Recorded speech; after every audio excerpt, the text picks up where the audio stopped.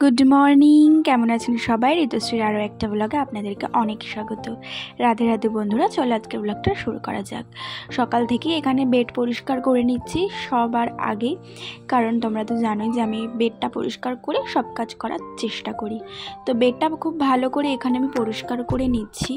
আর ছেলে কিন্তু বাপের বাড়িতেই, তো মানে ছেলে না এখানে থাকতে চায় না, ওকে কেউ রাখতে পারে না। তো যাই হোক, এসব নানান কথা।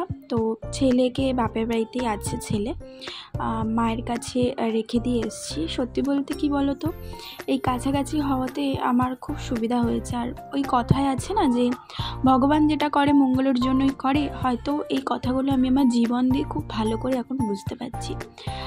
আরেকটা কি বলো তো, যে বলে না কথায় যে মায়ের ভূমিকা একটা সন্তানের জীবনে মানে কতখানি, সেটা পরিস্থিতি বুঝলে সেটা বোঝা যায়। দেখো, আমি এখানে রান্না করছি আজকে লতি, আর তার আগে কিন্তু বরবটি আলু ভাজা করেছি, পাট শাকের ডাল করেছি। তো এগুলো তো তোমরা জানোই। তো আজকে এই লতির রেসিপিটা তোমাদেরকে দেখিয়ে দিচ্ছি।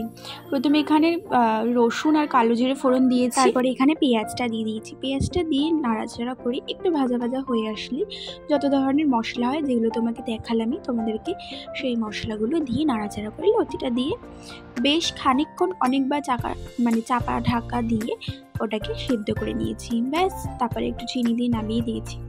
তো এখানে দেখো প্রচুর বাসন বেরোয়, জানো তো রান্না করতে করতে সবটা তো আর শেয়ার করা হয় না। মানে আমি রান্না করি আর বাসনটা মাজি, আর মানে কি বলতো, আমরা কাউন্টার টপটাকে আমি সবসময় পরিষ্কার পরিচ্ছন্ন রাখতে চাই।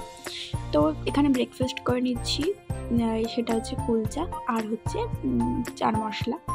তো আমার যে ভাসুর আছেন, তো উনি হচ্ছে আমাদের মানে ক্যাটারিংয়ের বিজনেস। তো সেখান থেকে নানান ধরনের এরকম মাঝে মাঝে ভালো মন্দ খাবার আসতেই থাকে, তো সেভাবেই চলে। আর রান্নাবান্না হয়ে গেছে, এখানে রান্নাঘরটা পরিষ্কার করে নিচ্ছি। আর যেটা বলছিলাম আর কি, যে মায়ের ভূমিকা সন্তানের জীবনে ঠিক কতখানি, সেটা প্রথমত মা হয়ে আমি সেটা খুব ভালো করে বুঝতে পেরেছি। আর দ্বিতীয়ত পরিস্থিতি আমাকে এখন অনেক কিছু সম্মুখীন করে দিচ্ছে।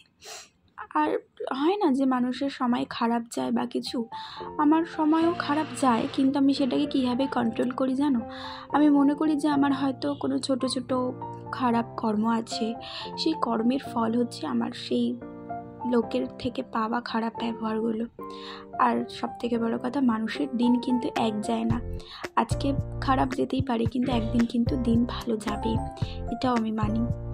আর সময়টা পেরিয়ে গেলে মানুষের ব্যবহার বা মানুষের হেল্প, মানুষ এগুলো সব ভুলে যায়, জানো তো। তো যাই হোক, আমার হাজব্যান্ড কি বলে জানো, যে জীবনে এগুলো ওঠা পড়া থাকবেই, তবে সবসময় লক্ষ্য একটাই রাখতে হবে, নিজের কাজে নিজের কাছে নিজে ঠিক থাকা। আর আমি সেটাও চেষ্টা করছি। দেখো, দুপুরবেলা এখানে আমি বাপের বাড়িতেই খাচ্ছি, চলে এসেছি, মানে আমি খাবার দাবার রান্না করে এখানে নিয়ে চলে এসেছিলাম। সন্ধ্যেবেলায় সন্ধ্যে দিয়ে দিচ্ছি, এই একটাই আমার শান্তির জায়গা, আর মায়ের কাছে, এই দুটো হচ্ছে আমার শান্তির জায়গা, জানো তো।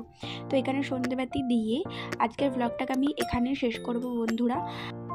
আর এখানে সত্যনারায়ণের পাঁচিলিটা কিন্তু আমি এভরি বেসিসে পড়ি, কারণ তিনি আমাকে সব পরিস্থিতি থেকে উদ্ধার করতে সামিল দেন।